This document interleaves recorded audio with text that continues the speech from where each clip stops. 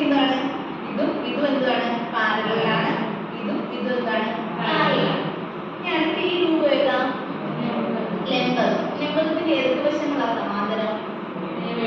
അടുത്ത രണ്ട് വശങ്ങൾ മാത്രമാണ് എന്തെന്ന് പറഞ്ഞത് സമാന്തരമായിട്ടുള്ളത്. ഇതും സമാന്തരമാണോ? അല്ല. ഇപ്പൊ എന്ത് ചെയ്യും? കൂട്ടിമുട്ടും. ഇനി നിങ്ങൾക്ക് ഇത് വെച്ച് എന്തെങ്കിലും പറയാൻ പറ്റുമോ? നമ്മൾ ഈ പഠിച്ച സമാന്തര വരകൾക്കാർക്ക് ഈ മൂന്ന് വെച്ച് എന്തെങ്കിലും,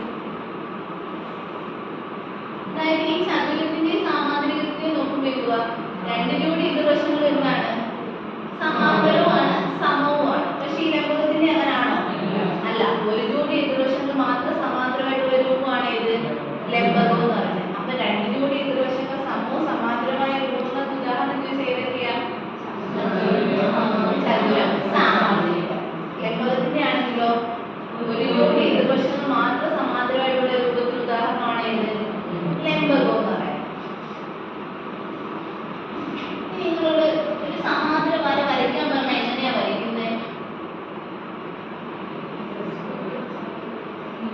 സ്കെയിൽ ഉപയോഗിച്ച്. അപ്പൊ നമുക്ക് സമാന്തര വരകൾ വരയ്ക്കാനായിട്ട് ഇൻസ്ട്രുമെന്റ് ബോക്സിനകത്തുള്ളതാണ് എന്ത്? സ്കെയില്. സ്കെയില് മാത്രമല്ല, നമ്മൾ ഈ ഉപയോഗിക്കുന്ന സ്കെയിൽ വെച്ച് നമുക്ക് എന്തോ ചെയ്യാം? സമാന്തര വരകൾ വരയ്ക്കാം. അതെങ്ങനെയാണെന്ന് ആർക്കെങ്കിലും അറിയാവോ? അറിയാവോ ആർക്കെങ്കിലും? ടീച്ചർ എങ്ങനെയാണ് കാണിച്ചു തരാം.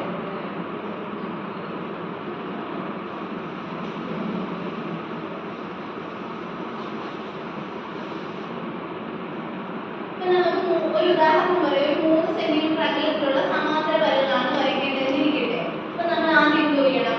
അകലമാണ് എന്തെന്ന് പറഞ്ഞത് 3 സെന്റിമീറ്റർ. രണ്ട് വരകൾ തമ്മിലുള്ള അകലമാണ് 3 സെന്റിമീറ്റർ. ആദ്യം നമ്മൾ എന്ത് ചെയ്യണം? താഴെ ഒരു ലൈൻ വരയ്ക്കണം.